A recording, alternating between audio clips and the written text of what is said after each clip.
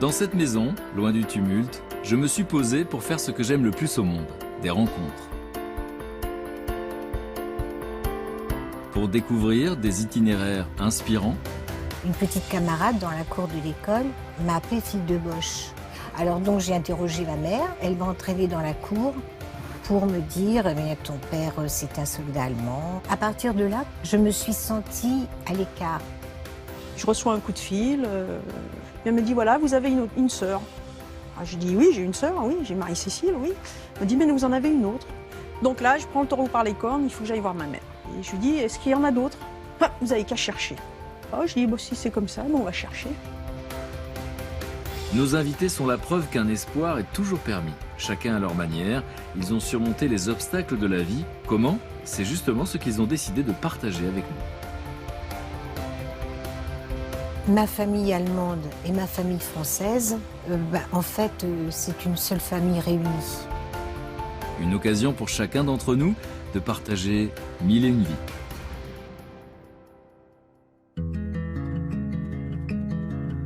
Mais à cet instant précis, j'ignore encore tout des émotions que je vais vivre ce jour-là.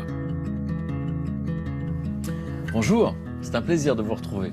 Les femmes que je vais rencontrer aujourd'hui ont grandi au cœur du mensonge.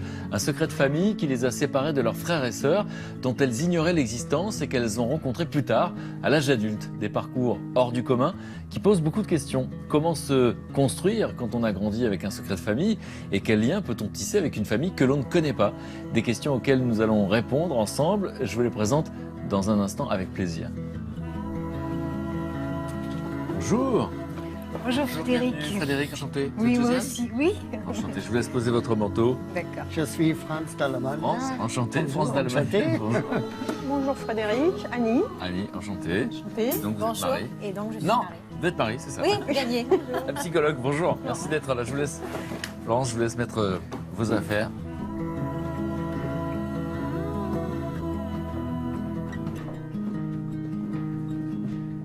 Alors, merci d'être là. Alors, vous ne vous connaissiez pas avant de venir ici. Non, pas du tout. Et pourtant, vous avez vécu quelque chose d'incroyable parce que finalement, il y a des similitudes dans vos histoires. Vous avez tous, dans cette histoire, vécu dans le secret, dans le mensonge. Et il y a eu des coups de théâtre dans votre existence puisque vous avez découvert des familles dont vous ne soupçonniez pas l'existence. Donc, Josiane, vous êtes née pendant la guerre et vous avez grandi sans papa. Et quand Voilà. vous posez des questions, vous ne donnez pas de réponse. On va raconter dans le détail tout à l'heure. Mais vous avez découvert que votre papa était allemand. Vous étiez une fille de Bosch, comme on disait, à l'époque. Et on va voir quelles conséquences ça avait dans votre vie, quelle relation vous aviez avec votre mère. Et puis surtout, comment vous allez découvrir dans une petite boîte en métal. Et là, j'ai l'impression d'être dans un film Une hollywoodien. boîte à chaussures. Dans une boîte à chaussures. Oui, oui, oui. Et je vois très très bien la boîte avec une lettre de quelqu'un qui pense à vous et qui vit en Allemagne. Oui, oui. Et on va voir comment vous avez découvert que vous aviez une famille, vous aviez deux frères en Allemagne. Franz est là. Franz donc vient d'Allemagne pour parler de cette histoire. Je suis désolé, je ne parle pas allemand, je connais qu'une seule phrase, vous allez voir qu'elle sert absolument à rien. Ich bin sehr froh, da zu sein. Ce qui veut dire que je suis content d'être ici. J'espère que vous aussi. Danke. Merci. On verra effectivement comment vous avez réagi quand vous avez découvert que vous aviez une sœur en France. Alors, je veux savoir, Josiane, pourquoi c'est important pour vous de raconter cette histoire? Ce que j'ai à transmettre, c'est déjà de l'espoir pour ceux qui ont vécu la même chose, parce qu'on est environ 200 000 quand même. 200 000 en France, hein. Oui, oui, oui, oui. Et le traumatisme, pour beaucoup, est toujours présent. Enfin, était toujours présent il y a une dizaine d'années, quand on a créé notre association. Et donc, je voudrais apporter justement une note d'espoir à ces personnes.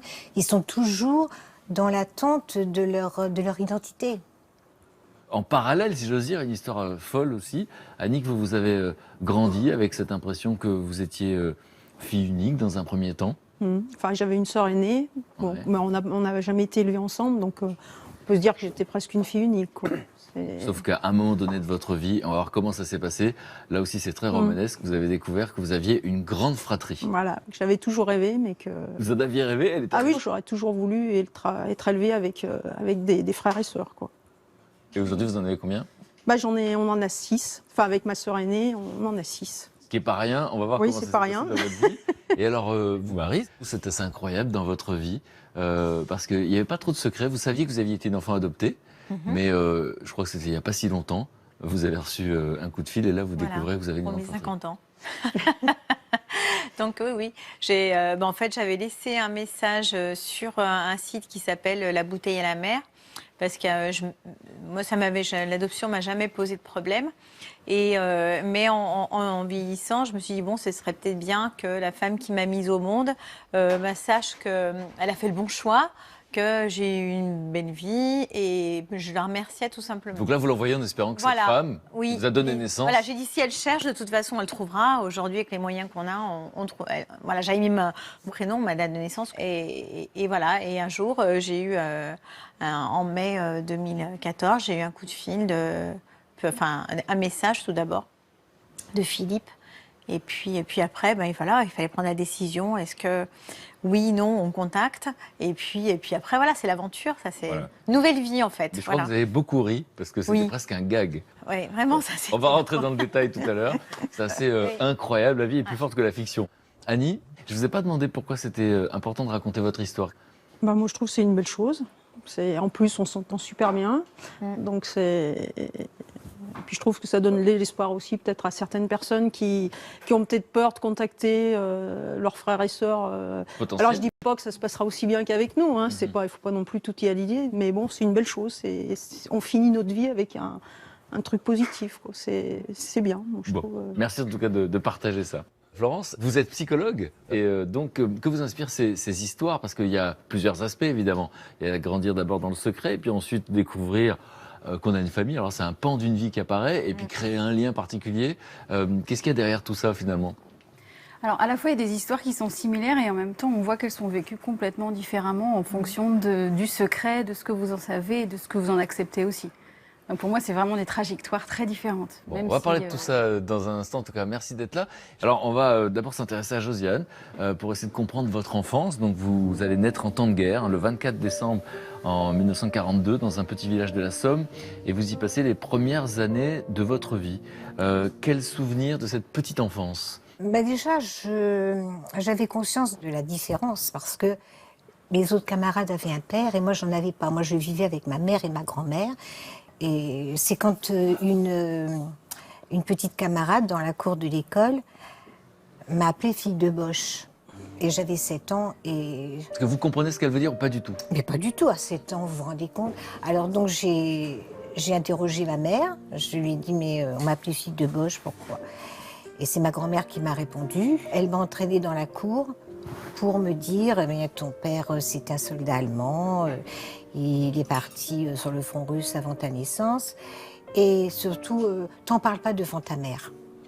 À partir de là, je me suis rendu compte quand même que qu'il y avait un secret qu'il fallait cacher, quoi. Enfin bon, et... Vous dites quoi dans votre tête quand votre grand-mère vous dit ça?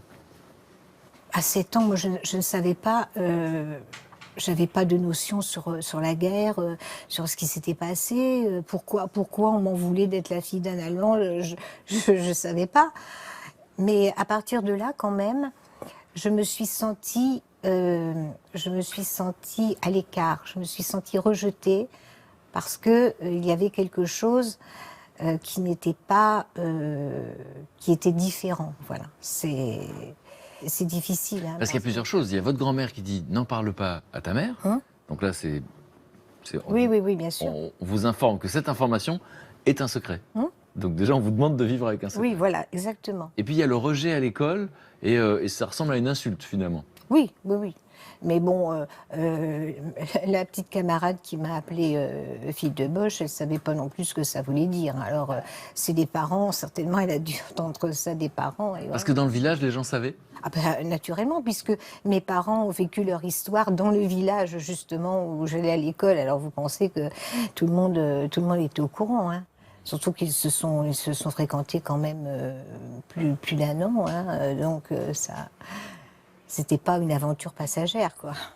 Et votre mère, on n'a pas parlé d'elle. Quel type de relation vous avez avec elle? J'en avais pas, finalement.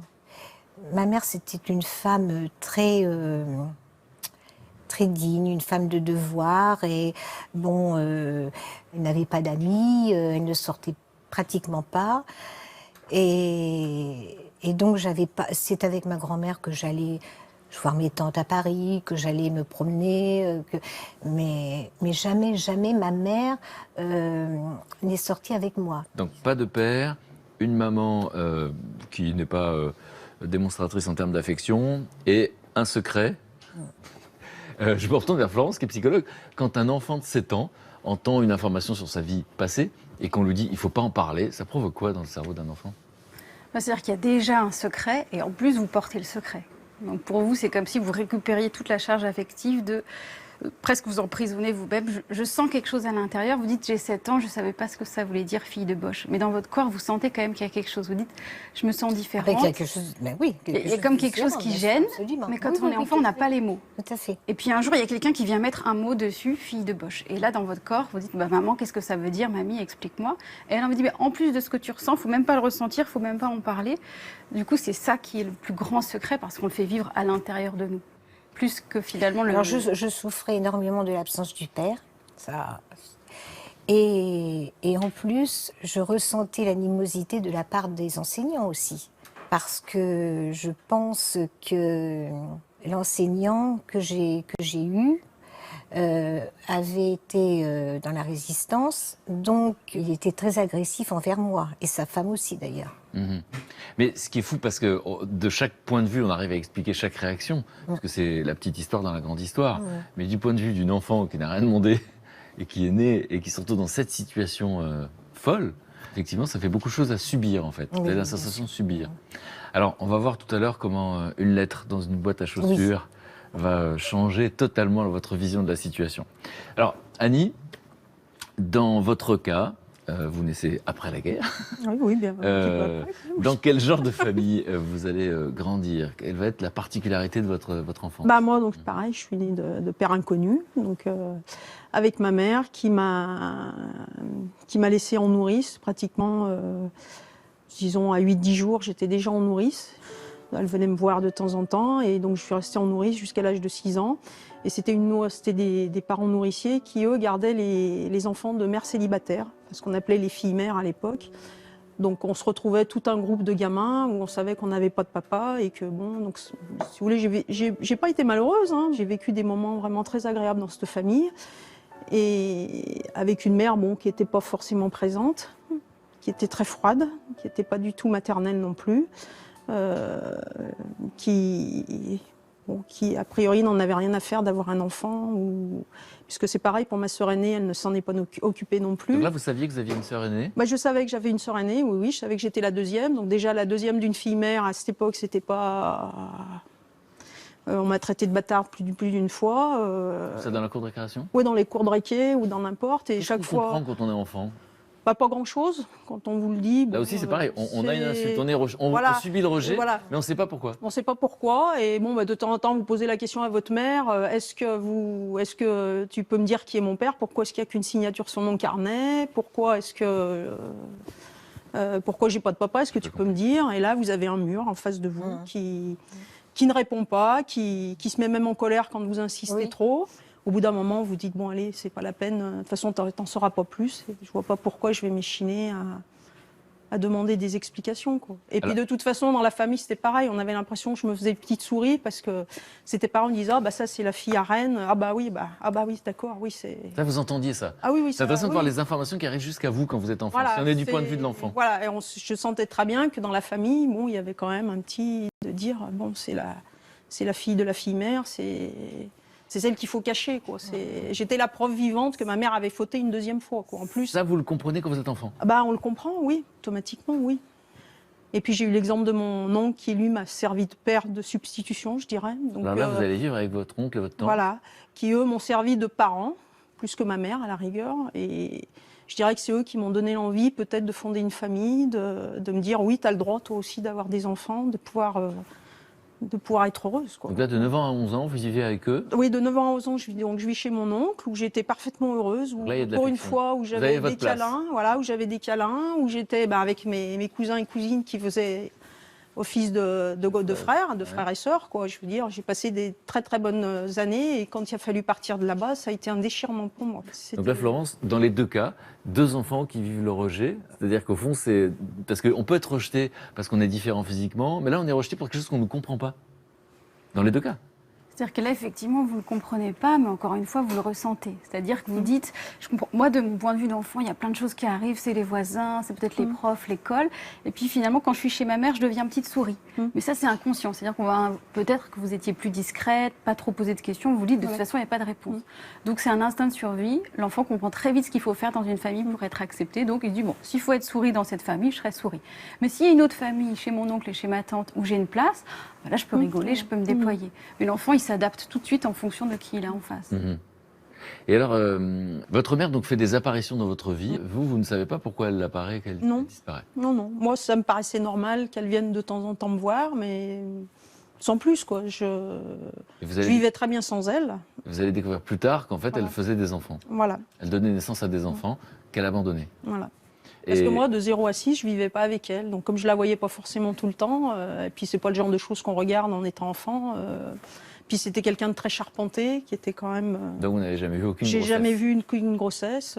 Et on a su après qu'il y avait des gens qui travaillaient avec elle, qui n'ont même pas su qu'elle était enceinte.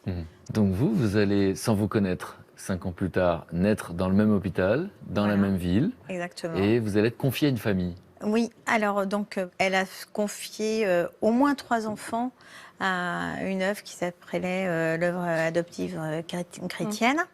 Voilà, et quand elle est enceinte de 3 mois, elle va voir l'œuvre, elle leur dit de toute façon qu'elle veut placer cet enfant.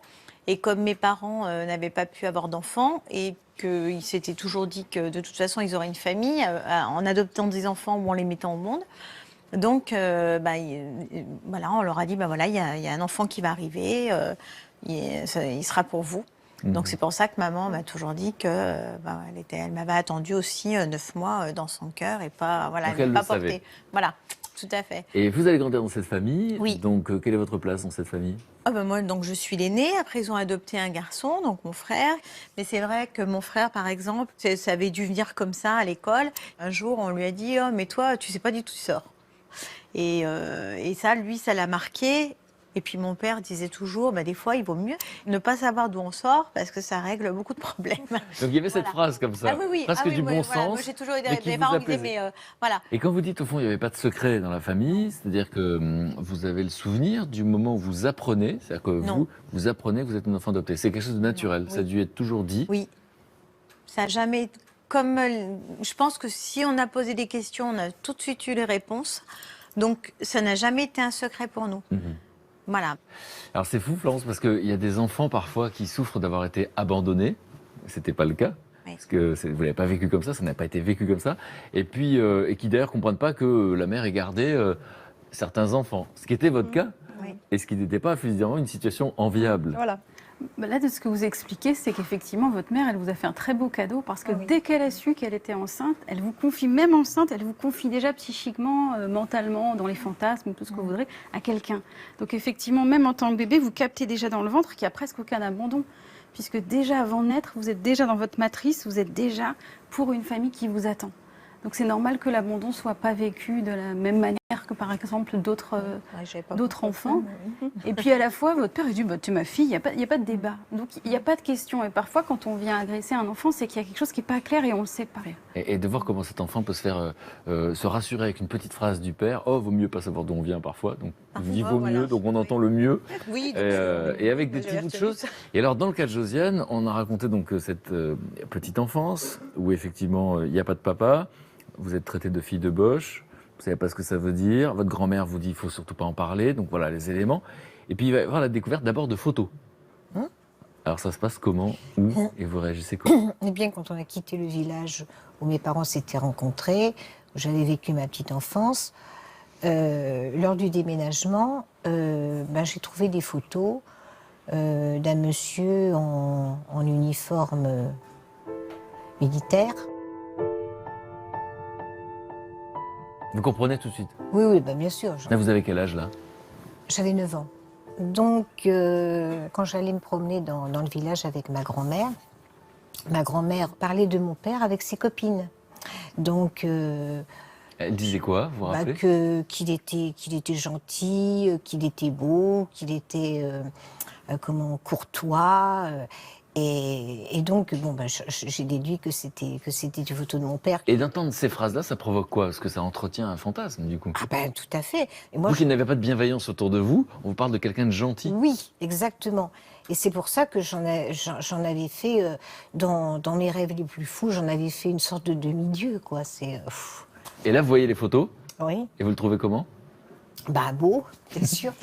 et, et puis... Vous en parlez à qui? ah bah personne, hein. Non, mais j'ai gardé ça pour moi, j'ai replacé les photos et j'ai rien dit. Et alors, à l'âge de 10 ans, là, vous découvrez quelque chose de très particulier. Ben oui, parce que comme j'étais très gourmande et fouineuse, donc un jour, j'étais à la recherche de sucreries, et c'est là que je suis tombée sur une lettre qui était cachée au fond d'une boîte à chaussures. Donc, cette lettre est en français. Oui, et il y avait une adresse au dos de l'enveloppe. Et donc, dans la lettre, c'était mon père qui avait chargé une femme française qui était établie en Allemagne d'écrire en son nom que mon père était marié, qu'il avait 2 fils, mais qu'il n'avait pas oublié sa fille. Donc, il parle de vous. Oui. Qu'est-ce qui se passe dans votre tête? Moi, j'en ai des frissons. Bah oui, ben non, là c'est... Excusez-moi. Ne vous excusez pas, Josiane, parce que ça se comprend. C'est-à-dire que cette petite fille qui vit dans le secret, dans la solitude, qui est rejetée par les autres, c'est que cette personne dont on dit que c'est quelqu'un de gentil parle de vous et dit qu'il ne vous a pas oublié. Et même, il était fait mention d'un mandat à mon attention. Alors, naturellement, bon, ben, j'ai relevé l'adresse et puis j'ai attendu 3 ans avant d'écrire à cette dame. Mais pendant 3 ans, vous avez gardé la lettre avec vous? Je me disais, je vais écrire, je vais écrire. Mais Qu'est-ce qui vous empêche? bah, Vous êtes petite déjà, vous avez 10 ans. Ben oui, et puis comment j'allais envoyer cette lettre pour l'Allemagne et puis on habitait dans un petit village où tout le monde se connaissait.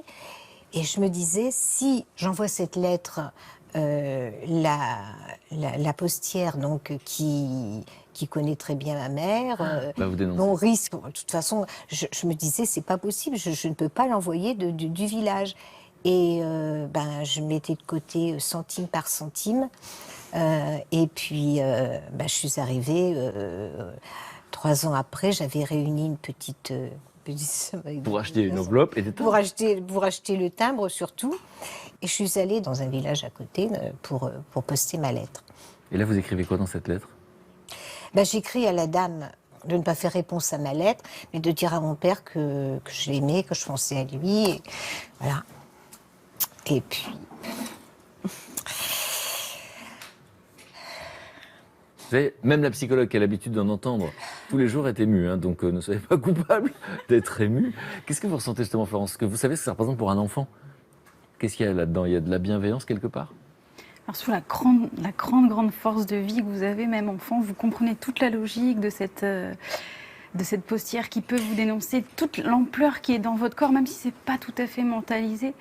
Et de dire l'espoir, c'est normal d'attendre 3 ans. Parce que si jamais il y avait une déception derrière, peut-être votre corps aurait été encore plus chagriné. Oui, non, mais c'est certain, c'est Donc certain. il y a besoin d'attendre, et ça, c'est normal de C'est dire. certain. Mais vous écrivez « je t'aime ». C'est pas quelque chose que vous avez dû dire souvent dans votre vie à ce moment-là. Non. C'est vrai. Et donc vous dites « je n'attends pas de réponse Oui. Je voulais simplement que... ». Qu'il sache que vous aussi, que vous saviez qu'il existait. Voilà. Et j'étais à 100 lieues de m'imaginer qu'il allait y arriver. Vous l'aviez vraiment pas imaginé. Ah non, non, pas du tout. Et Franz, on va voir qu'effectivement tout ça, ça se passe à votre insu. Vous n'êtes au courant de rien. Das war, weiß ich, von meiner Mutter. Ce que ma mère m'a dit, c'est que la mère de Josiane avait écrit une lettre à mon père pour lui dire qu'elle aimerait avoir un souvenir de lui. Et donc, c'était la première fois qu'était évoqué le fait que mon père avait une fille en France. En septembre, mon père est allé en France avec ma mère. Ça, nous le savions. Mais bien sûr, pas pour quelle raison. Il a pris contact avec Josiane et je sais de ma mère que Josiane voulait aller avec lui, mais sa mère ne l'a pas autorisé. Et mon père ne parlait pas bien français, donc c'était compliqué pour lui en tant qu'homme de prendre sa fille avec lui. C'est ce que je sais de cette époque. Sinon, nous ne savions rien de plus. Est-ce que vous êtes d'accord, Josiane, pour nous raconter ce moment où vous le voyez apparaître? Et là, vous ne vous attendez pas à ça. Vous voyez d'abord une voiture que vous ne connaissez pas. Oui, parce que dans un petit village, dans les années 50, à part le maire et les agriculteurs, personne ne possédait une voiture. Hein. Et justement, cette voiture, je ne la connaissais pas. C'était une coccinelle blanche et qui s'était arrêtée un peu plus loin pour demander sa route. Ça, c'est quelques mois après la lettre. Oui, c'est ça. Et je ne sais pas pourquoi, j'ai eu l'intuition que c'était lui. Et bien, effectivement, c'était lui. Qu'est-ce qui se passe les premières secondes? Eh ben, Qu'est-ce qui se passe dans votre tête d'abord? Parce que là, c'est comme une apparition. je saurais même pas. Il n'y a pas de mots. Donc, non, je pense qu'il n'y a pas de mots pour traduire ce qu'on ressent à ce moment-là. C'est pas possible. Vous allez vers lui ou vous êtes intimidé? Ah non, j'ai été vers lui, bien sûr. Enfin, on est allé vers l'autre. Quoi. Mmh. Donc, il vous prend dans ses bras. Et votre mère réagit comment? Étant donné qu'elle n'était pas au courant de la lettre, évidemment, ça a été la grosse surprise. Et puis, ça a été aussi beaucoup d'émotions, je pense, parce qu'elle a failli se trouver mal. Hein. Parce que je pense quand même qu'ils se sont beaucoup aimés, mes parents. Et alors, il ne parle pas de la lettre que vous lui avez envoyée? Ah non. C'est-à-dire qu'il ne vous trahit pas? Non. Qu'est-ce qui va se passer pendant... Parce qu'il va rester 3 jours, il va monter une tente dans le jardin et il est venu accompagné de la maman de France. C'est ça, voilà. Et donc, comment vous communiquez à ce moment-là? C'est-à-dire que lui, il avait gardé quand même un petit peu de notion de français. Bon, c'est vrai qu'on n'a pas beaucoup parlé, évidemment, parce que, moi, à l'époque, je ne parlais pas du tout allemand. Et quel souvenir vous avez de ces 3 jours-là, en fait? Je pense qu'on était conscients l'un et l'autre que c'était 3 jours qu'il fallait vivre intensément parce qu'il n'y aurait pas de suite, quoi. Effectivement, c'est bien ce qui s'est passé. Vous sentiez, vous, déjà? Ah oui, tout à fait. Vous ne pensiez pas que c'était quelque chose qui allait changer votre existence? Non, parce que, lui, il était marié. Moi, je portais le nom de mon beau-père. Et on était des étrangers l'un pour l'autre, légalement. Alors donc, et puis, dans les années 50, partir en Allemagne, il fallait un passeport, il fallait une carte de séjour si on restait plus d'1 mois. Alors donc, non. Et puis, on a laissé passer le temps, et puis... Et si c'est si émouvant, c'est parce que c'est la seule fois que vous allez rencontrer votre père, en fait.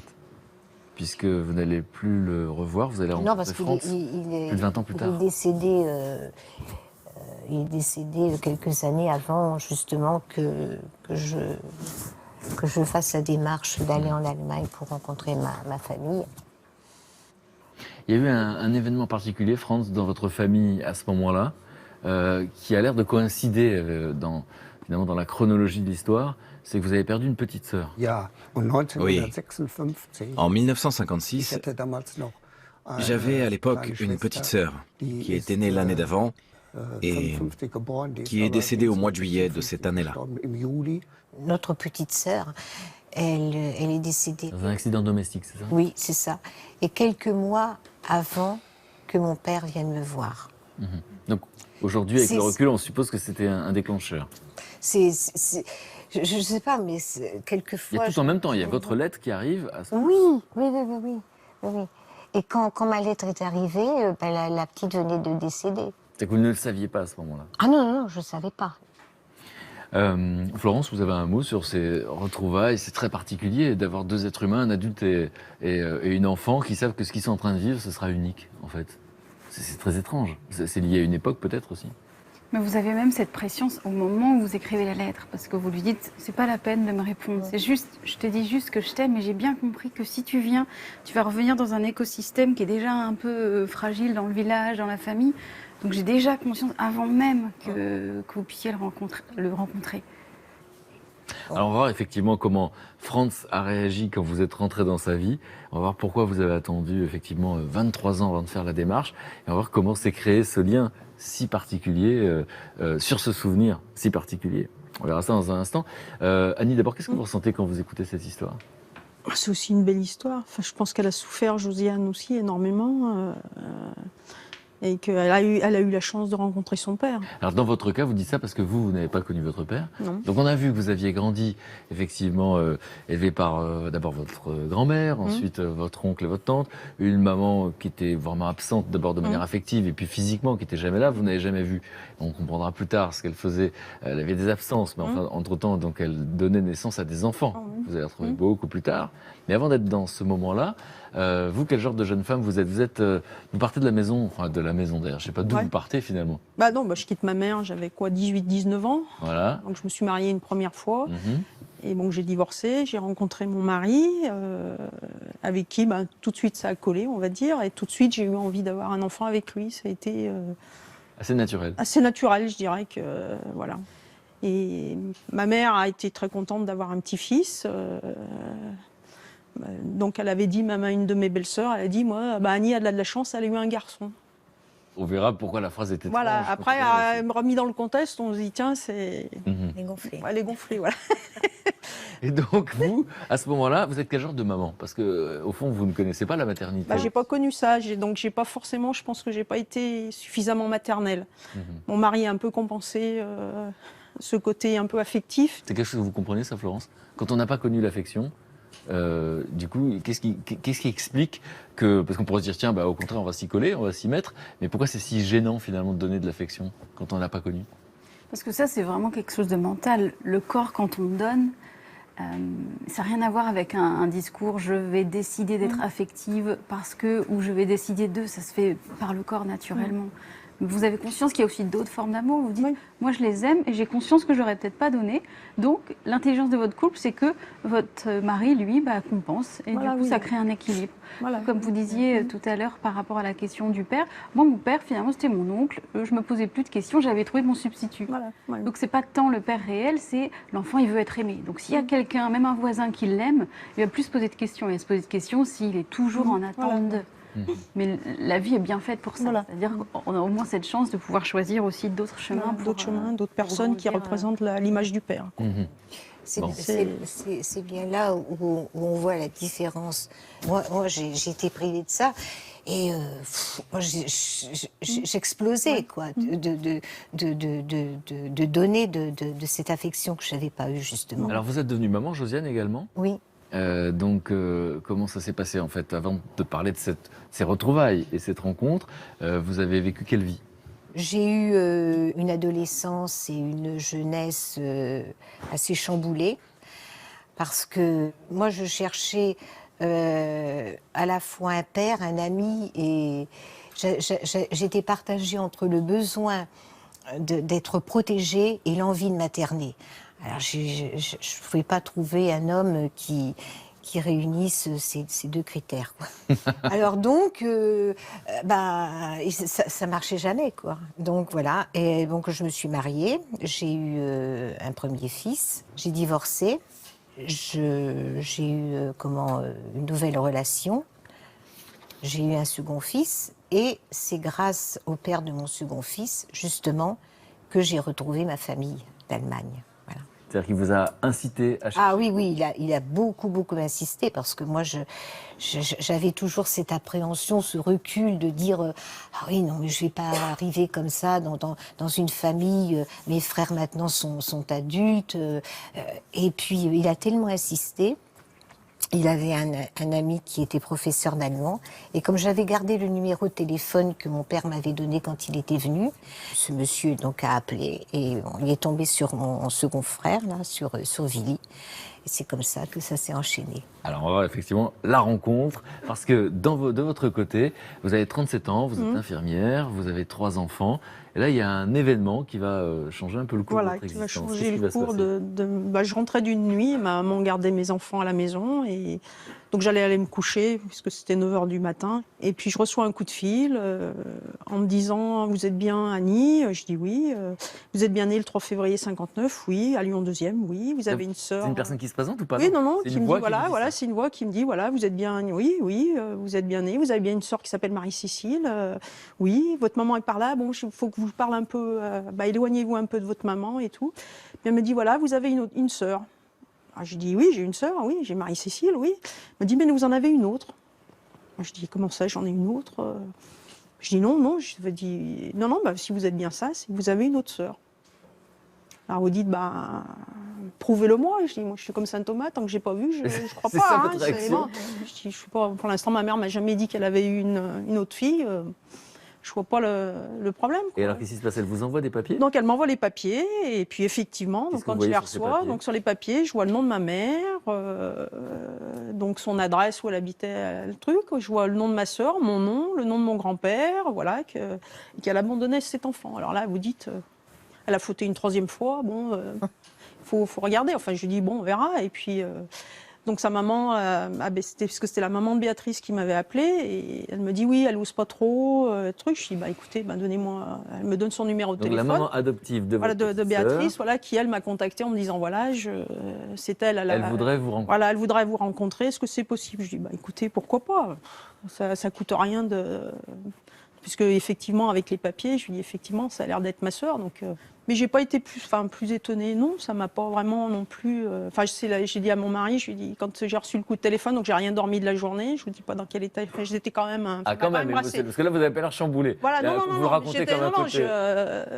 je me couche, j'ai eu du mal à vraiment, puis je crois que j'ai même pas dormi de la journée en me disant il faut que tu rattaques ce soir, ça va être un peu dur de rattaquer la nuit, mais. Vous faites tout un cinéma en disant mais comment ça se fait? Et puis en plus, elle me dit elle est née en 1970, donc vous dites ça fait 11 ans d'écart entre moi et elle. Vous dites quand même, en 70, j'étais avec elle. Avec elle, j'étais pas forcément encore avec elle, mais je dis tu t'en es pas aperçu? Comment ça se fait? Vous étiez chez votre oncle à ce moment-là, non? Ouais, j'étais chez mon oncle, donc si vous voulez, je me dis mince. Donc Béatrice, vous allez vous rencontrer. Voilà, on va se rencontrer. Comment ça se passe naturellement au début, la conversation Béatrice est très exubérante. D'accord. Donc bon, tout de suite, ça a été... Elle, par contre, a été déçue en me rencontrant, d'après ce que j'ai compris, a priori. Elle me dit une petite brune.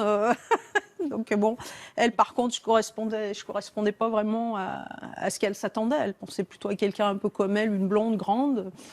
Mais bon, là, je lui dis non, j'avais amené les photos en lui disant voilà, si tu ressembles quand même à Marie-Cécile, tu regardes, c'est ton portrait craché, il n'y a pas de souci, quoi. Donc on a papoté, il y avait ses parents adoptifs qui étaient là, voilà, je lui ai raconté un peu ma vie, elle m'a raconté un peu la sienne, enfin voilà. On s'est vu 1 ou 2 fois après, donc chez nous, donc elle a rencontré mes enfants, mon mari. Et puis là, j'ai dit, il faut peut-être pas en parler tout de suite à ma mère. Je ne peux pas lui rentrer tout de suite dans l'art. On va attendre un petit peu de voir comment s'installe la relation avec Béatrice. Et bon, malheureusement, au bout d'1 an, Béatrice a complètement coupé les ponts.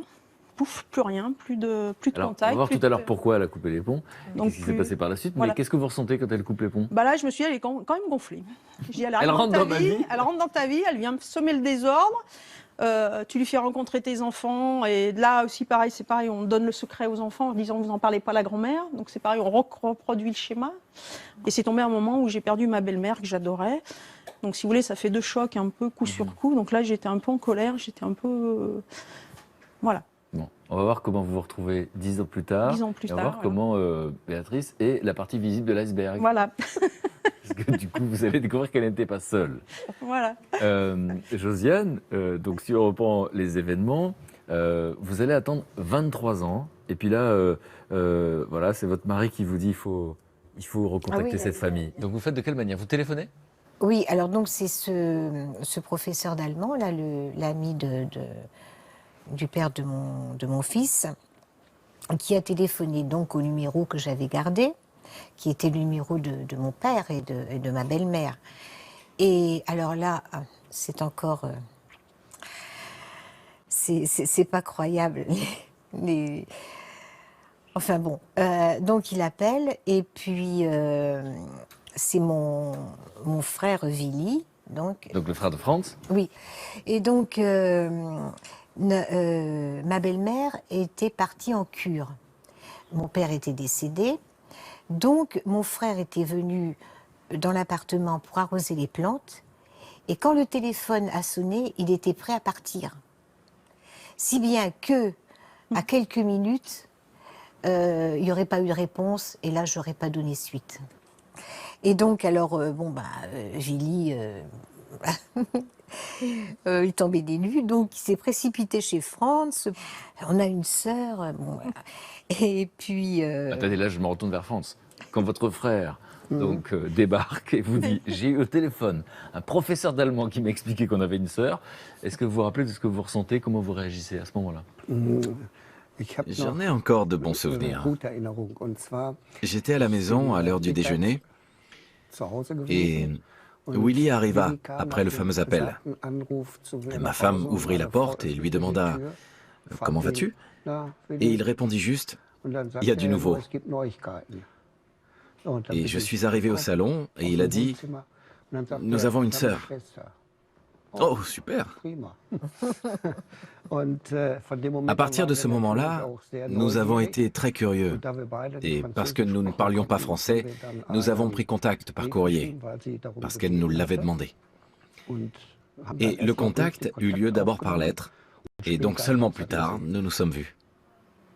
Et donc, vous le faites par curiosité? Il y a quoi qui vous anime à ce moment-là? Parce que c'est complètement incongru, ça vous tombe dessus.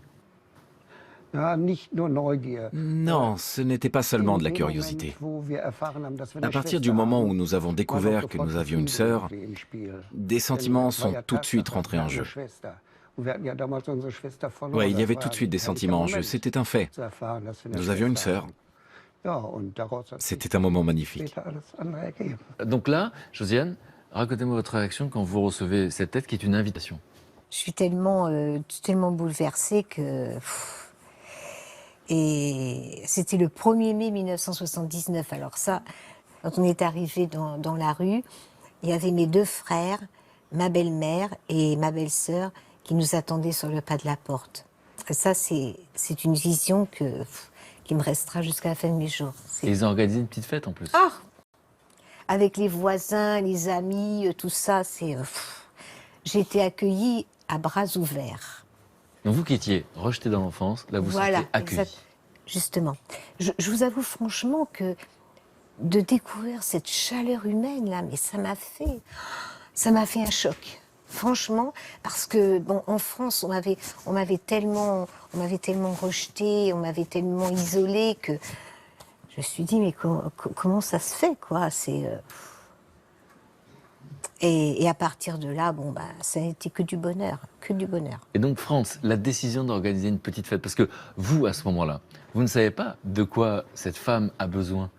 Vous ne savez pas ce qu'elle a traversé, vous ne savez pas ce qu'elle a vécu, et vous ne savez pas que vous allez lui offrir ce dont elle a le plus besoin, c'est-à-dire de la bienveillance et une place. Oui. Mon frère et moi, nous nous sommes tout de suite réjouis. Et on a tout de suite ressenti quelque chose après avoir reçu la première lettre dans laquelle elle nous partageait son adresse. Nous avons répondu. Pour mes amis en Allemagne, c'était bien sûr très intéressant de savoir à quoi ressemblait ma sœur, quel genre de personne elle était. Et c'est pourquoi c'était normal de l'accueillir si chaleureusement. Et là où c'est incroyable aussi, c'est que au fond, c'est un secret de famille, et vous invitez les voisins. C'est-à-dire qu'il n'y a pas de secret. C'est-à-dire que tout de suite, c'est quelque chose à visage découvert. Oui, je n'avais jamais eu de problème avec mes amis. Et c'est pour ça que nous avons partagé notre joie avec nos amis proches. Mais en ce qui concerne ma famille, j'étais un peu en retrait. Car je connaissais mes cousins et cousines. Je ne leur ai présenté Josiane officiellement qu'à mes 50 ans. Même si certains de mes cousins l'ont très bien pris et trouvaient que ça apportait un vent nouveau dans la famille. La question qui se pose à ce moment-là, c'est vous rencontrez un être humain que vous ne connaissez pas, 2 êtres humains que vous ne connaissez pas, et l'information que votre cerveau va enregistrer, c'est que ce sont vos frères. Et alors c'est la question que je vais vous poser après, c'est que c'est presque un concept abstrait, et pourtant j'ai l'impression que vous aviez la sensation de vous connaître depuis toujours.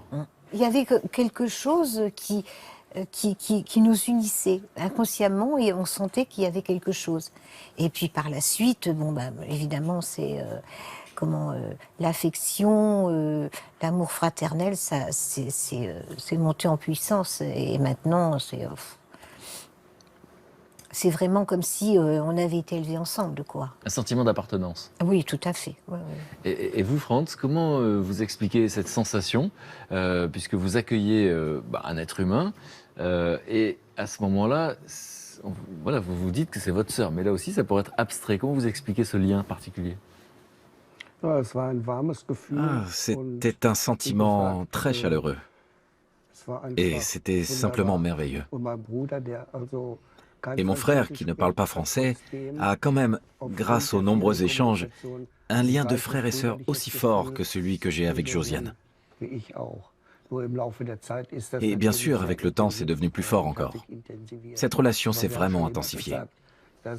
Mais nous avons toujours dit que nous étions des frères et sœurs parce que c'est ce que nous ressentions vraiment. Et justement, comme il n'y a pas la langue, comme il n'y a pas le langage, tout de suite, on verra qu'après vous avez fait des efforts l'un et l'autre, mais du coup, le langage passe par quoi ? Il y a un langage corporel, il y a quelque chose dans le regard ? Oui, justement, c'est-à-dire que le père de mon second fils parle anglais, enfin, et donc il pouvait communiquer avec Franz, et après il y avait la traduction. Mais c'était bien, c'était super, même si il y avait la barrière de la langue. Oui, la barrière de la langue, mais vous savez, je crois que le cœur parle avant la langue.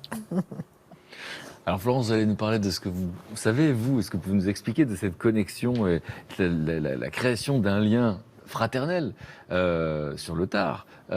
Mais auparavant, j'aimerais que vous nous racontiez l'une et l'autre comment vous vous êtes rencontrés. Donc on a dit que vous avez rencontré Béatrice, qu'elle vous voit pendant 1 an, elle disparaît de votre vie, et donc le rebondissement, ça va être 10 ans plus tard ? Oui, ça va être en 2008. Je crois que c'était en décembre 2008 où je reçois un message. Et donc c'est un message de Béatrice en me disant oui, voilà, je voudrais renouer avec toi, parce qu'elle avait eu des pépins de santé et qu'elle se disait j'ai raté quand même 10 ans de ma vie. J'aurais eu ma sœur à côté de moi, ça aurait été peut-être différent. Voilà, ça lui aurait permis peut-être de passer certaines étapes. Et voilà, donc moi, je lui réponds que bon, c'est bien beau, mais que si elle me refait le coup de je te reprends, je te machine et que je te rejette, ça, il n'en était pas question. Hein. C'est soit on fait des trucs, on le fait bien, soit... Donc elle m'a dit non, mais c'est... Voilà, donc on a commencé un peu à parler par mail, et puis voilà, on pensait se rencontrer, se refaire une rencontre.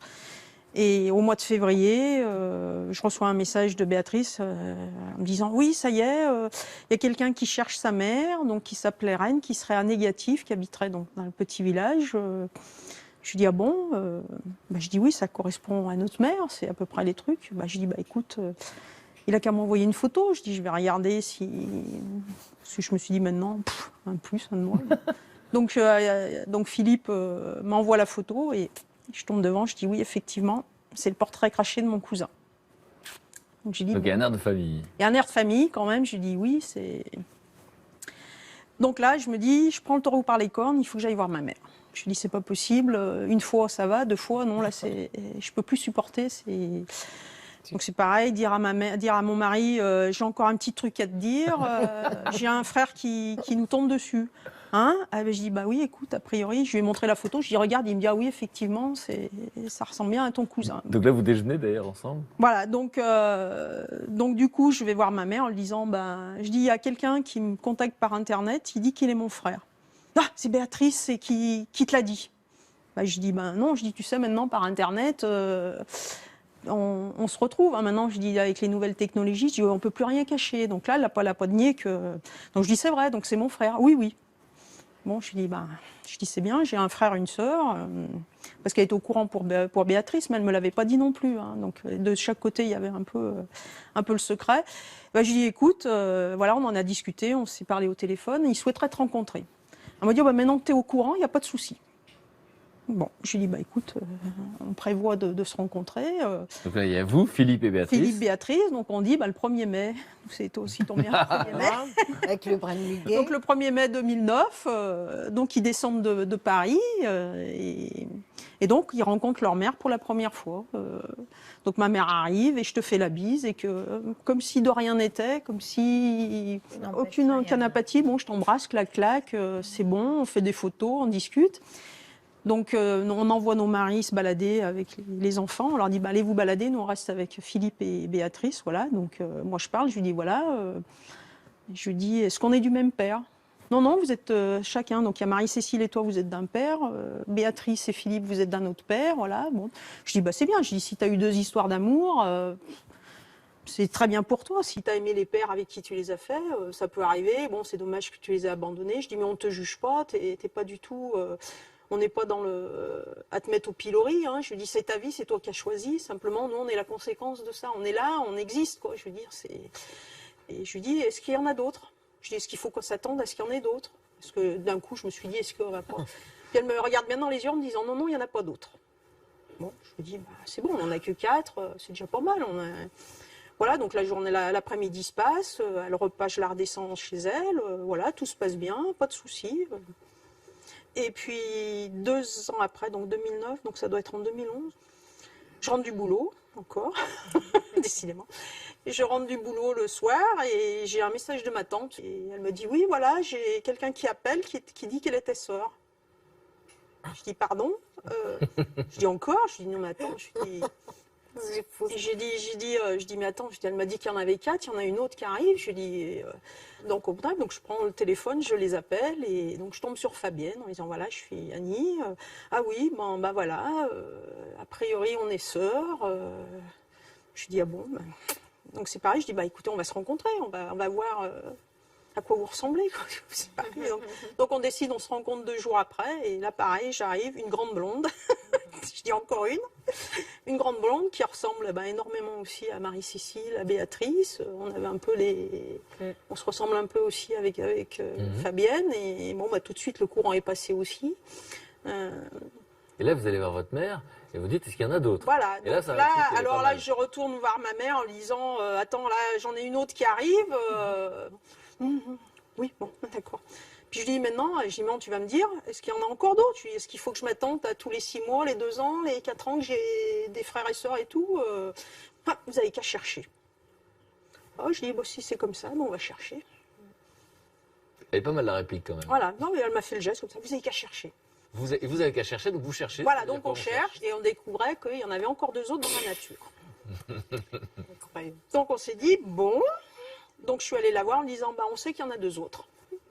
Donc on va les trouver. Et alors, ce qui est fou, Marie, c'est qu'à ce moment-là, vous ne savez pas qu'il y a des gens qui vous cherchent. Mes parents n'avaient jamais eu d'informations, n'avaient jamais voulu en avoir. Comme dit mon père, on savait qu'elle avait été un peu débordée, voilà, mais sans plus. Et donc, en fait, moi, je m'étais battue une histoire en disant, de toute façon, la femme qui m'a mise au monde, je suis née à un moment donné où il n'y avait pas la pilule, où il n'y avait pas l'avortement. On a tous droit à l'erreur. J'ai dû arriver à un moment où il ne fallait pas. C'est l'histoire que vous êtes fabriquée. Voilà, c'est l'histoire que je m'étais fabriquée en me disant, moi j'ai eu cette chance-là de ne pas finir à la DAS ou de ne pas être abandonnée, de ne pas vivre, d'être brinque-ballée. Je connaissais pas Annie, je connaissais pas son histoire, mais c'est vrai qu'en grandissant, je m'étais toujours mis ça dans la tête. Et donc je m'étais dit, c'est bien, c'est le bon choix. Et puis, je mets un petit mot dans le site La Bouteille à la mer, et puis on verra. Un site internet. Pour remercier cette femme de ne pas vous avoir exactement. Abandonné. Et donc, je regardais, donc j'ai mis ça, donc là, je sais pas, peut-être en janvier ou en février 2014. Et puis au mois de mai, je vois un petit mot. Oui, nous recherchons notre sœur Dominique, née un 4 février 64 à Lyon. Bien. Alors, je dis, tiens, voilà autre chose, je ne m'attendais pas à ça. Vous ne attendiez pas à ça? Ah non. Moi, alors c'était une hypothèse, mais vous n'y aviez pas pensé? Non, mais vraiment, pas du tout. mais vraiment des frères et sœurs, mais ça ne m'était jamais venu. Qu'est-ce que vous ressentez à ce moment-là? Ah ben, je dis bon, Dominique, c'est mon 3e prénom. Donc, ça doit être moi. Donc ça, c'était un samedi matin. Et puis là, on se rend compte que d'un petit mot posté sur Internet, on va peut-être avoir une vie complètement chamboulée. Bon, j'y aller. Je sois grande fille, j'appelle. Et donc, j'ai Philippe au téléphone. Et puis, je dis, oui, effectivement, ça ne peut être que moi, de toute façon. Mais c'est vrai que je suis très surprise. Il me dit, oui. Donc, voilà, nous sommes 7. Là, l'information est de taille. Alors là, je dis non, mais vraiment, c'est un schéma, mais pas du tout. C'est-à-dire que toute votre construction mentale... Ah oui, ça, c'était poubelle. Et là, c'est une autre situation. Ah oui, là, je me retrouvais dans quelque chose, dans un schéma que je n'avais pas du tout prévu. Alors, votre rencontre, parce que là, vous êtes toutes les deux pour raconter les 2 points de vue. Donc, ce que j'ai demandé tout à l'heure à Josiane et à Franz, c'est-à-dire que comment expliquer ce qui se passe quand 2 êtres humains se rencontrent, ce sont des inconnus l'un pour l'autre, et il y a un concept, je crois qu'on s'est reconnus, je crois. Oui. Enfin, ça a été... Oui, alors que moi, je n'étais pas du tout, les liens du sang, ça n'a jamais été... on choisit sa famille. Quelque chose, voilà. C'était vraiment pas quelque chose d'important pour moi, et puis j'y croyais pas du tout. Et c'est vrai que quand je suis arrivée chez Fabienne... parce qu'on s'est rencontrés chez Fabienne. Voilà. Donc elles étaient toutes les 2 au balcon. Alors je me disais, bon, sur qui je vais tomber? Voyons voir. Et puis en fait, c'est vrai que Fabienne, elle ressemble beaucoup à ma fille. Voilà. Et Annie, j'avais l'impression de me voir. Alors après, c'est pas évident d'intégrer cette nouvelle famille. Avec sa famille à soi, parce que finalement, on a vécu, on a un passé, on a une histoire avec notre famille. Et puis, mes parents, eux, ils ont accepté tout de suite. Voilà. Oui, ça a été... Quand je leur ai dit au début, je ne savais pas trop si je leur disais ou si je leur disais pas. Parce qu'ils avaient quand même 88. Voilà, mon père est 88 et ma mère... J'ai retrouvé 6 frères et sœurs. Voilà, c'était c'est bien. C'était aussi instinctif avec tes parents. C'est vrai que c'est des gens absolument adorables. Et puis après, on a l'impression de faire partie de la famille. C'est vrai. Parce que finalement, c'est très étrange pour vous. Il y a un nom souvent pour tout. Voici ma belle-sœur, mon beau-frère. Et là, donc, les parents adoptifs de votre sœur que vous ne connaissiez pas, c'est quoi pour vous? C'est des grands-parents. Enfin, je veux dire que c'est des personnes âgées, mais qui nous acceptent sans poser de questions. Quoi. Moi, elle m'appelle Annie. On a fait un Noël ensemble. Enfin, je veux dire, non, elle a vraiment. Enfin, ses parents sont. Comment ils ont ouvert les bras, quoi. Ils ont accepté la fratrie, quoi. Non, c'est. Et de votre côté, Josiane, par rapport à vos enfants, les enfants de France, donc voilà, très naturellement, il dit c'est mes cousins. Comment ça se passe? Comment vous avez réussi à constituer quelque chose? Ma famille allemande et ma famille française, en fait, c'est une seule famille réunie. Ils se sont rencontrés, ils se sont invités. Quand vous dites ma famille française, vous pensez à qui? À mes sœurs et mon frère maternel. Concentré, hein? En Allemagne, j'ai un neveu et une nièce, et 2 frères, donc. Et en France, j'ai 2 sœurs, un frère, et beaucoup de neveux et nièces. Mais ils se connaissent tous. C'est quand même... je trouve ça magnifique, moi. Moi aussi. Et puis vous allez me dire l'un et l'autre, encore une fois, ce que vous aimeriez qu'on retienne de cette histoire. Mais Florence, qu'est-ce que ça vous inspire, ça? Parce qu'il y a beaucoup d'informations sur un être humain qui va se construire tout un roman personnel et familial, et tout s'écroule, et puis il va falloir s'adapter à une nouvelle situation. C'est particulier, ça, pour chacun d'entre eux, finalement. Voilà, si on reprend votre histoire, vous étiez adulte. Donc même si c'est vrai que c'est un choc, c'est différent de l'enfant. Parce que vous êtes construite, donc quoi qu'il arrive, vous avez des repères, vous avez été aimée, vous avez trouvé votre identité. Et à partir de ce socle, effectivement, il y a quelque chose qui vient un petit peu vous bousculer. Mais vu que votre base, elle est là, c'est beaucoup plus facile que pour un enfant qui n'arrive pas à se construire. On voit que là, il n'y a pas vraiment de manque de réponse parce que vous n'avez aucune question. Et puis, vous avez aussi des parents adoptifs, vous ne posez pas de questions, tout va bien, donc vous foncez, quoi. Dans votre histoire, il y a quand même un questionnement. Vous sentez les choses. Même si vous n'avez pas de mots, il y a quelque chose quand même dans votre corps qui montre qu'il y a quelque chose qui...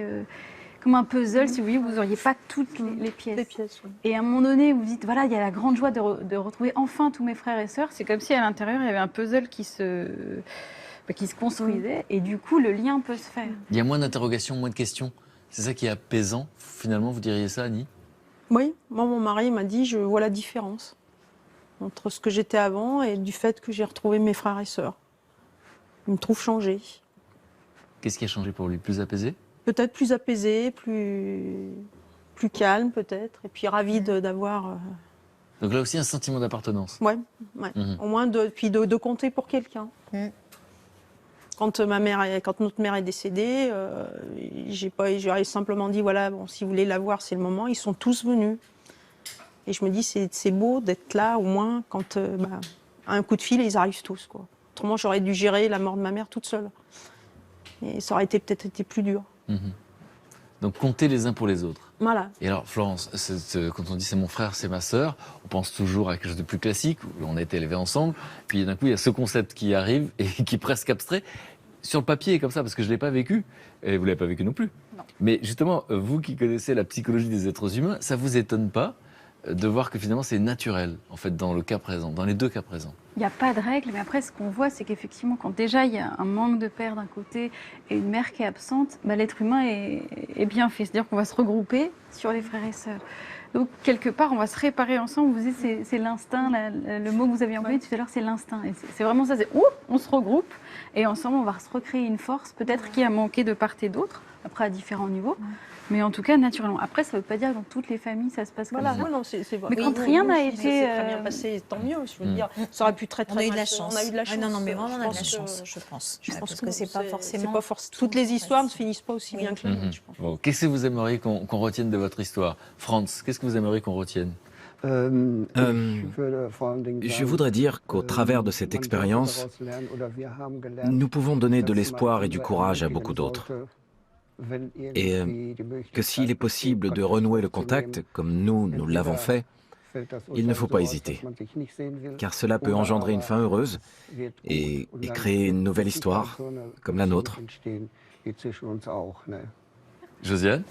Ce que je n'ai pas dit, et je pense que c'est le sentiment de bon nombre de personnes qui sont dans mon cas, c'est qu'on a non seulement on a souffert du rejet, de la honte, de la culpabilité, tout ça, et on a certainement souffert aussi beaucoup de l'amalgame qui est toujours présent dans l'esprit des gens, même encore de nos jours, c'est-à-dire que pour beaucoup de personnes, un Allemand est un nazi. Vous voulez dire qu'au même titre que tous les Français n'étaient pas des résistants, tous les Allemands n'étaient pas des nazis, c'est ça? Exactement.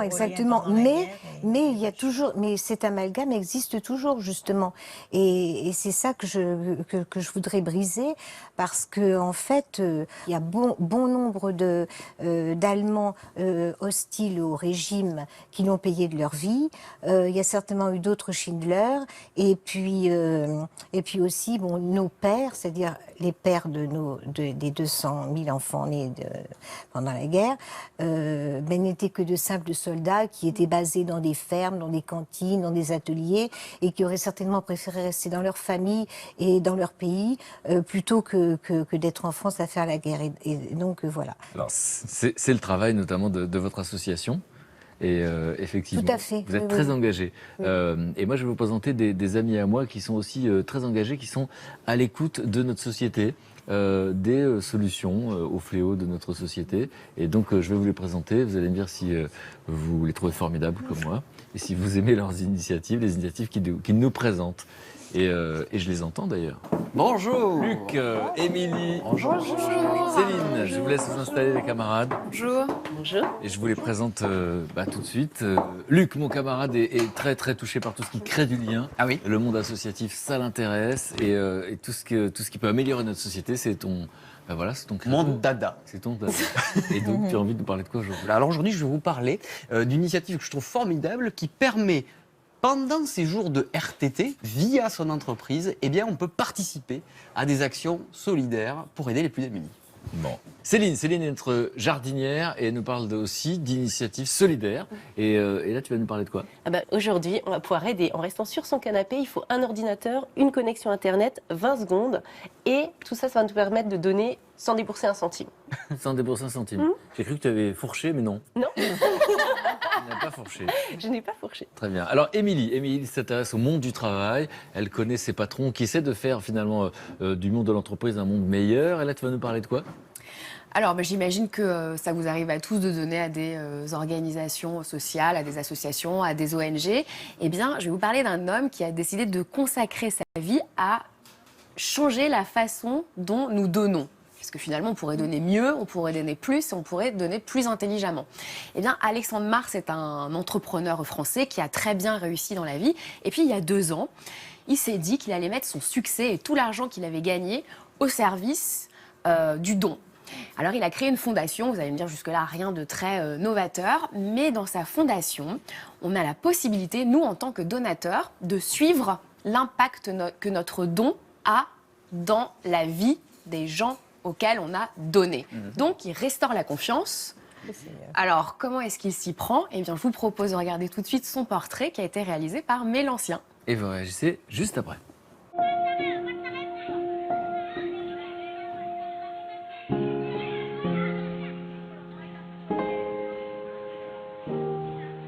Pour moi, depuis tout jeune, mon objectif, c'est d'utiliser mon succès pour essayer d'aider les autres.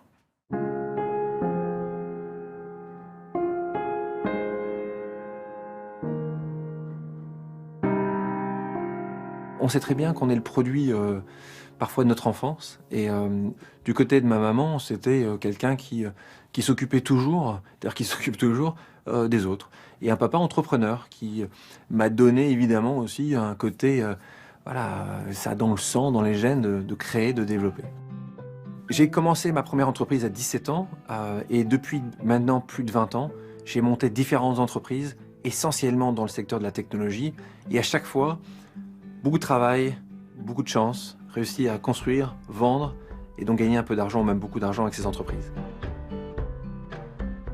C'est ça qui m'a permis, il y a maintenant un peu plus de 2 ans, de créer, de monter la Fondation EPIC, qui est une entreprise qui essaie de changer la manière dont les gens donnent. Je commence à interroger les gens en disant « Est-ce que vous avez donné l'année dernière ?»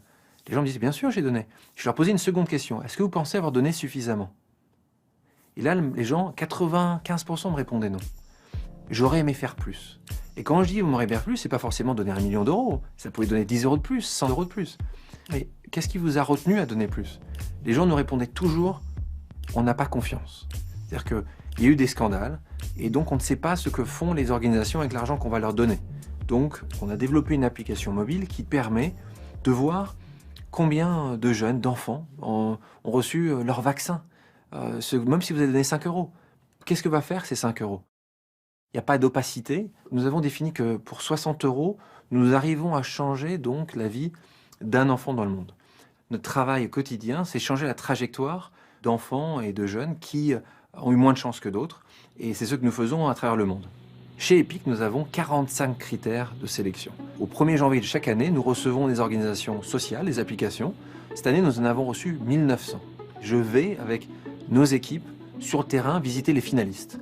Que ce soit au Laos, à Sao Paulo, à Harlem, tu vas voir des gens qui sont extraordinaires et tu vois des mamans, des enfants, des papas, et tu partages. Parfois, ils parlent mal anglais ou tu parles pas du tout leur langue, mais t'as une période d'échange qui est fabuleuse.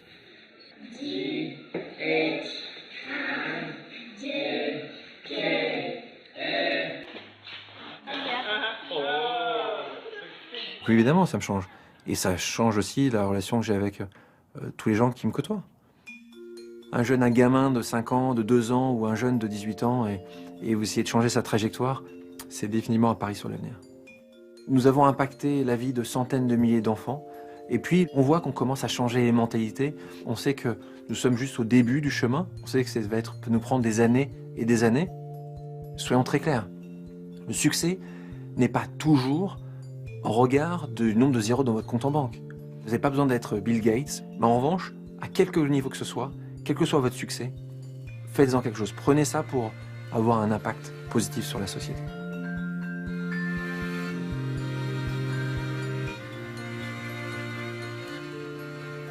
Moi, je trouve que c'est vraiment bien parce que justement, ça change justement des grandes organisations où on a une impression de lourdeur tout autour. Là, on a l'impression que c'est un projet qui est mené par quelqu'un, justement, qui a une entreprise. Donc, il y a aussi un objectif de L'entreprise n'a gestion. pas le sens du gaspillage. Voilà. Ou en tout cas, c'est lutter contre le gaspillage. Voilà. Non, mais c'est vrai que quand on gère une entreprise, on fait attention de ne pas gaspiller. Et je pense que justement, c'est des initiatives qui sont peut-être plus ciblées, où l'argent va aller peut-être plus directement là où on en a besoin. Et sans décrier aucune autre organisation. Mais je trouve que c'est super intéressant. Et le fait justement de mettre une appli en lien avec les dons, ça peut peut-être faciliter ou inciter des gens qui ne donnent pas à aussi aller mettre de l'argent pour aider directement. Quand on voit vraiment à qui on donne, on a plus envie, on se sent plus motivé. C'est pas simplement envoyer un chèque et puis... ou faire un bien. Voilà, c'est. Donc la transparence. Voilà, plus de transparence. Et le suivi. Voilà. Tout en. Voilà, c'est sûr que quand on le fait de façon régulière, peut-être que ça s'adresse justement à d'autres personnes, parce que ça va toucher un autre public. Et justement, cette application, pour l'instant, elle est pour le grand public ou pas encore ? Pour le moment, en fait, cette application qui s'appelle Epic Center, elle est accessible aux grands donateurs, entre guillemets, donc les personnes qui donnent plus de 10 000 euros. Alexandre Mars, aujourd'hui, fait le tour du monde pour aller rencontrer les grands banquiers, les grandes entreprises. Voilà, il veut réinventer vraiment la philanthropie, donc ceux qui ont vraiment les moyens. Et puis, dans quelques temps... C'est bien qu'il y ait avoir des gens qui ont beaucoup d'argent, parce que ça a été prouvé scientifiquement que c'est ceux qui en ont le moins qui donnent le plus. Exactement. Et surtout, ce qui est intéressant, c'est que c'est vraiment la technologie qui réinvente la philanthropie, puisqu'elle permet de retisser du lien. Donc, vous pouvez voir des vidéos, vous pouvez accéder à des photos, vous pouvez accéder à des données, parce qu'aujourd'hui, grâce à Internet, on collecte des données, et donc toutes ces données, en fait, peuvent être mises au service. On a un suivi de son don, quoi. Exactement. Vous pouvez suivre votre don directement sur le terrain. Et puis, on retient ce chiffre. J'ai entendu, 60 € peut sauver la vie d'un enfant. C'est ça. Exactement. Alors, c'est un chiffre à prendre avec beaucoup de précautions parce que 60 €, pourquoi ? Pour changer la trajectoire d'un enfant, pour changer toute sa vie.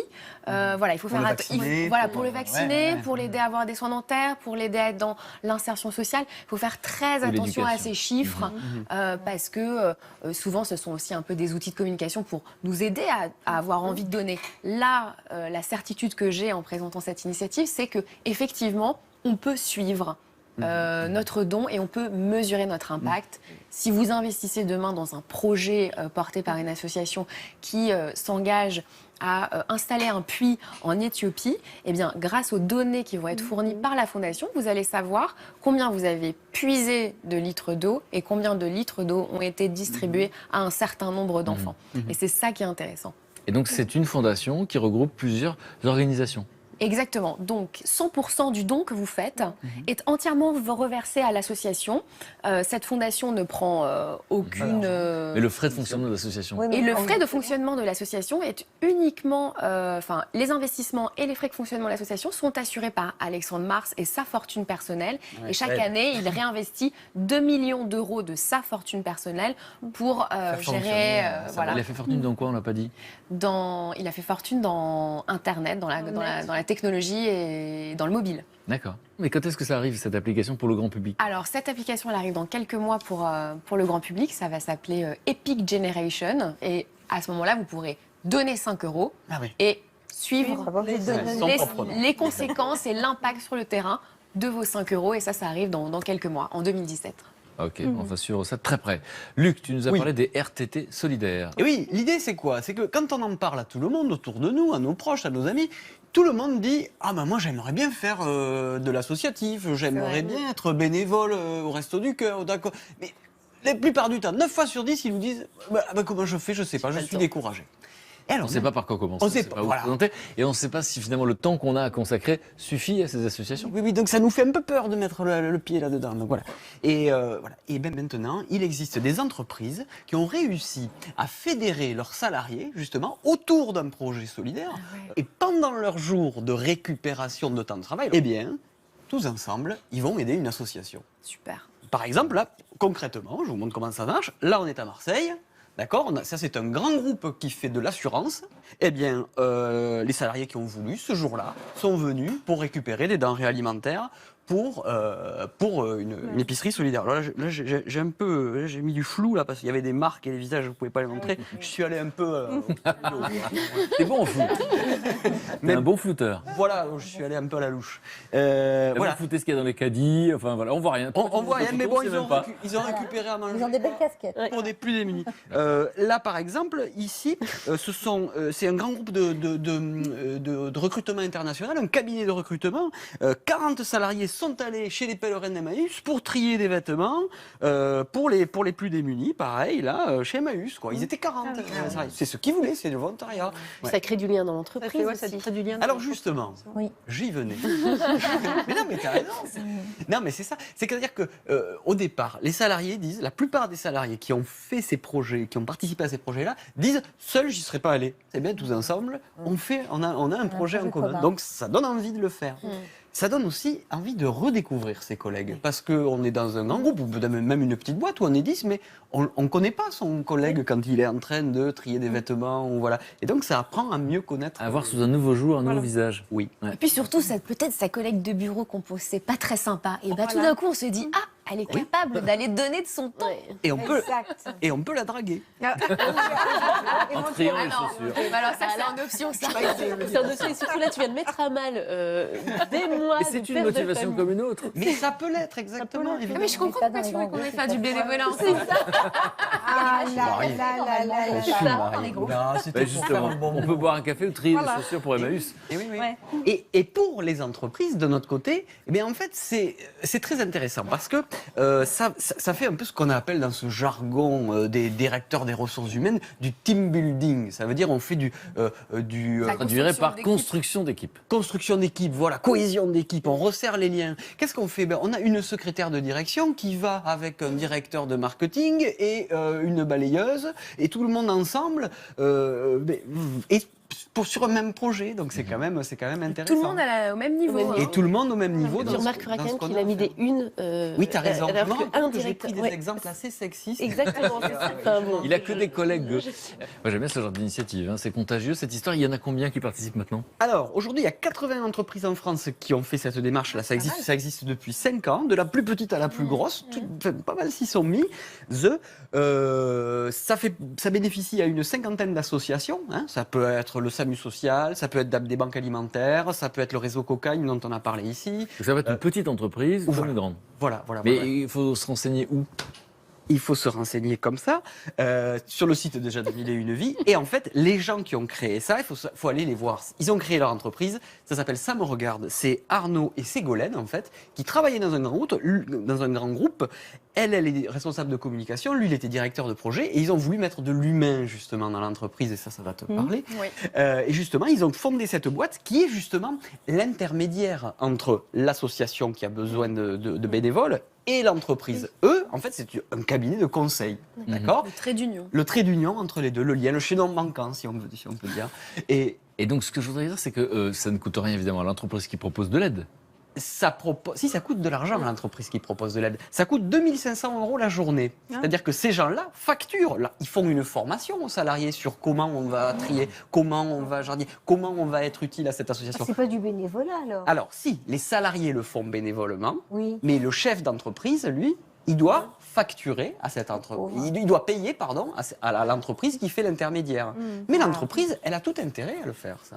Elle veut bien payer ces 2500 € pour les avantages dont on a parlé tout à l'heure.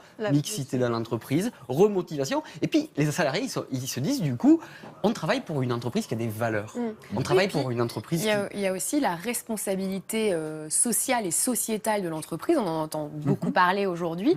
L'entreprise, aujourd'hui, doit aussi s'investir dans la société civile. Et au travers de ce genre d'initiative, effectivement, elles nourrissent leur responsabilité sociale et sociétale d'entreprise, qui est un dû, c'est ce qu'elles doivent aujourd'hui à la société. Alors, pour conclure? Pour conclure, tout simplement, depuis 5 ans, il y a eu 4200 jours de RTT. Donc, 4200 personnes qui sont venues travailler dans plus de 100... Pour traire les vaches? Alors, ça pourrait être... Ils sont venus travailler. C'est du boulot, oui.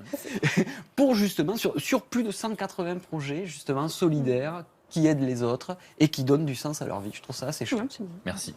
Par contre... Vous acquiescez? Oui, je pense. des personnes que l'on oublie, hein, ce sont les personnes âgées. La solitude des personnes âgées.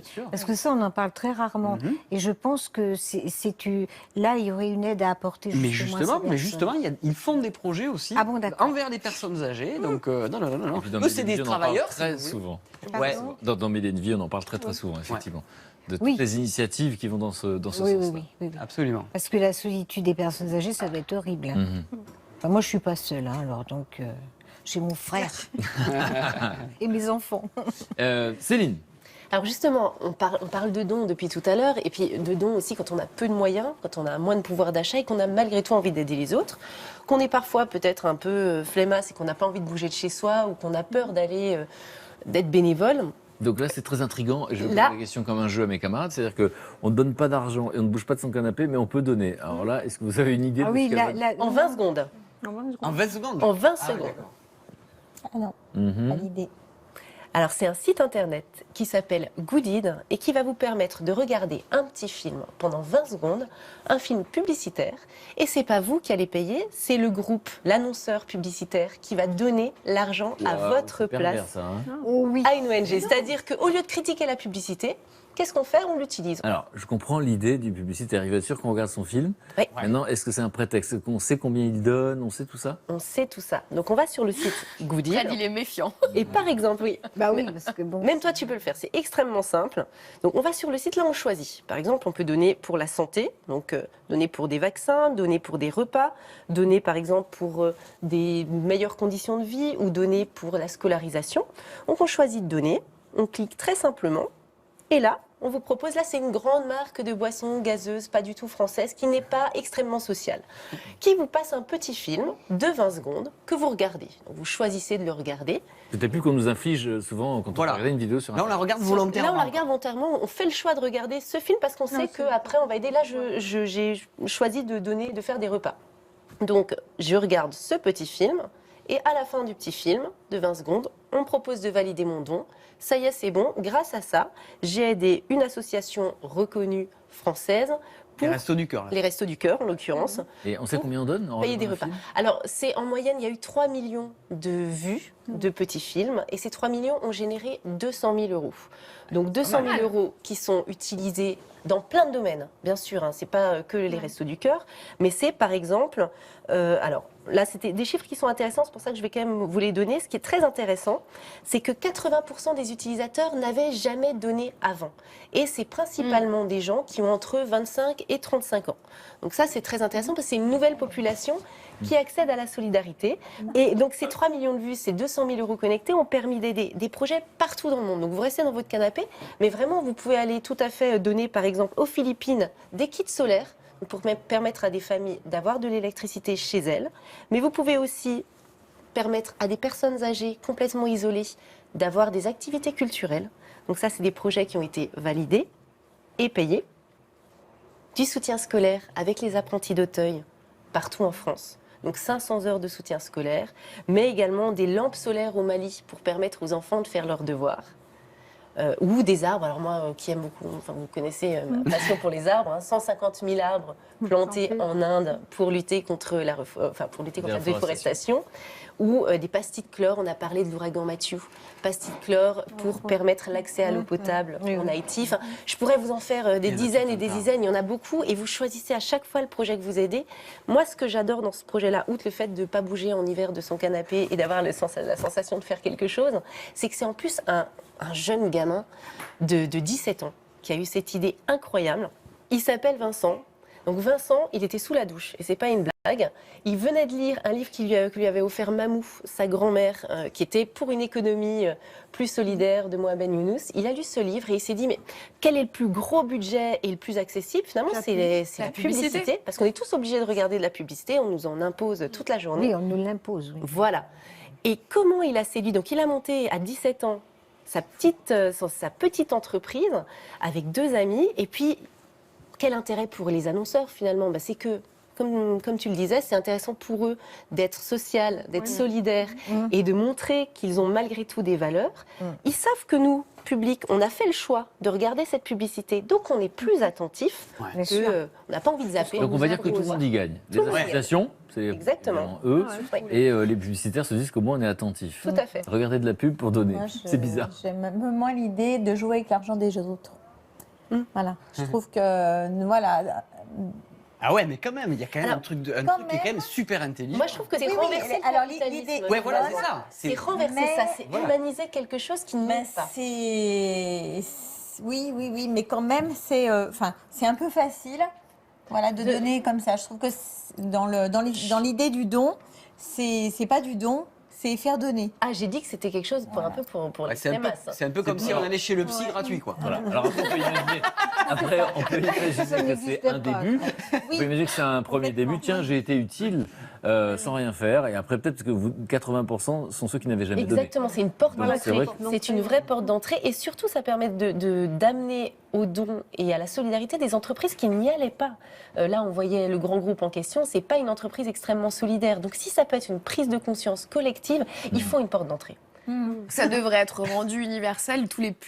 Si on savait que toutes les pubs nous imposent, permettaient de donner à une association automatiquement, vous regarderiez tout le temps des pubs. Bon, en tout cas, une initiative, une idée, et effectivement, on parle des problèmes, et il y a des gens qui ont décidé sous la douche, 17 ans.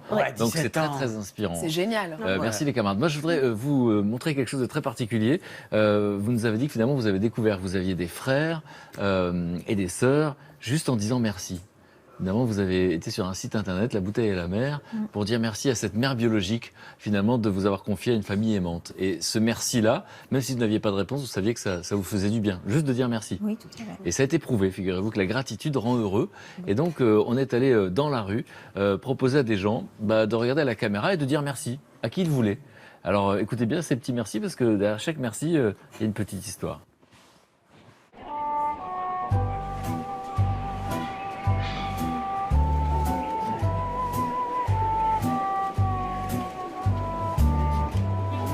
J'aimerais dire merci à ma grand-mère. Et moi, j'aimerais dire merci à mon petit-fils pour cet après-midi passé avec lui. J'aimerais dire merci à ce soleil qui m'éblouit, mais qui fait du bien.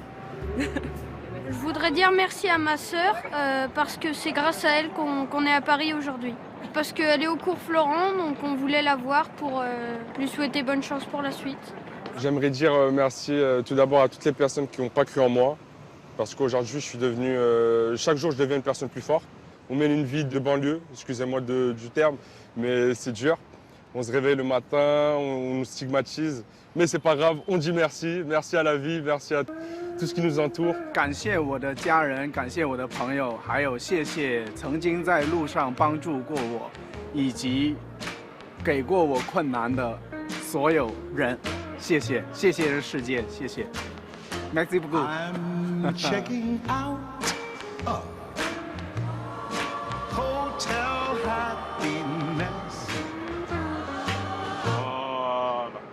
Je te remercierais bien pour ce joli pull de Noël. Oui. Moi, je remercie Franck de préparer le dîner ce soir. Oh là là, Notre un repas de gratin de Noël. chou-fleur. C'est vrai. J'espère qu'il sera pas trop cuit d'ailleurs, faudrait qu'on y aille. Oh mon Dieu. I like that. Ok. Je remercie ma gentille femme avec le petit bébé qui va venir bientôt et je remercie beaucoup avec plein de bonheur qui va arriver. Ça fait longtemps qu'on attend un bébé et là ça fait 4 mois que je suis enceinte. Donc c'est vraiment la joie, tout a changé dans notre vie, tout est beau.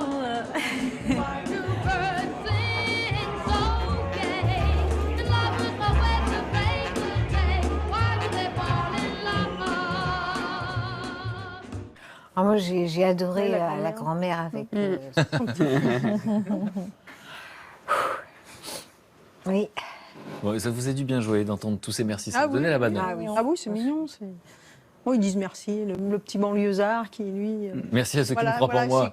Ça me donne la pêche. Ça me donne la pêche, voilà. Le petit qui dit, ouais, moi je suis de la banlieue, ils me stigmatisent. Mais non, je leur dis merci, je suis heureuse. Oui, il est très positif quand même. C'est très positif. Oui. Bon, moi je vous dis merci en tout cas d'avoir raconté votre histoire. Merci beaucoup d'avoir partagé, d'avoir décidé de transmettre, effectivement, parce qu'elle est très inspirante, votre histoire. Et elle se finit bien, en tout cas. Hein. Ah oui, il y a beaucoup d'obstacles, beaucoup de coups de théâtre. Mais merci beaucoup d'être venu la raconter. Merci à vous. Merci Florence pour votre regard, votre éclairage. Et puis j'oublierai pas, une psy qui a les larmes aux yeux, j'adore. Et puis merci beaucoup Josiane et merci d'être venue de si loin pour raconter cette histoire fantastique. Parce que vous êtes, voilà, c'est votre histoire, c'est la petite histoire dans la grande histoire. Et donc ça nous dit beaucoup de cette humanité et finalement de ces nations qui font des choses bizarres, mais en tout cas, ça donne des conséquences incroyables. Merci beaucoup. Merci les camarades. Merci. Merci d'être fidèles. Et on se retrouve très très vite sur France 2. À très vite. Si vous aimez les belles rencontres, demain vous serez ému par les témoignages de ces deux familles au grand cœur. En accueillant des enfants en attente d'une opération, Maud et Anne-Sylvie ont fait un choix important, celui d'offrir à ces jeunes venus des 4 coins du monde une chance de guérir. Un partage de culture et d'émotions pour que se poursuive la vie. Parents de substitution pour quelques semaines, ils viendront nous expliquer en quoi cette expérience a changé leur quotidien. Je fais de l'accompagnement d'enfants malades pour différentes ONG. Ils ont une grave pathologie. On est vraiment les parents de substitution des enfants à partir du moment où ils posent le pied sur le territoire français jusqu'au moment où ils en repartent. L'enfant, il prend sa place très vite. On se souvient avec David du premier départ au bloc du premier enfant. Émotionnellement, c'est dur. On a